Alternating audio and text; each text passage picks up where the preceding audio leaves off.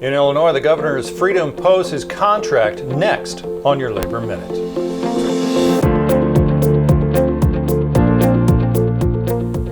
Hello, I'm Mark Harrison.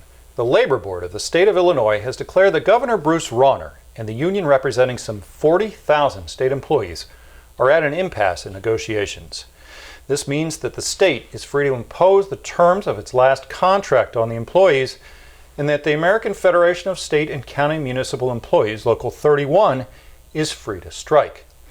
And while this disagreement includes the usual suspects of pension funding, health care contributions, and increased wages, according to several sources watching the talks closely, this is about the governor's demand that the state be allowed to use subcontractors in the private sector for services normally provided by state workers.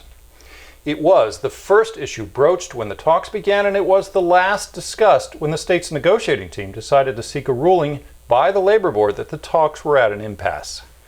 In fact, the state wanted to subcontract with impunity, which the union at once refused, asking that the state be required to meet the standard of greater efficiency, economy, or other related factors before being able to subcontract out union jobs.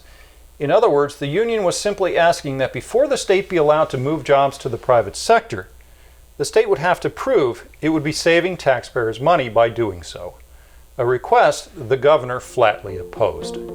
I'm Mark Harrison with your Labor Minute.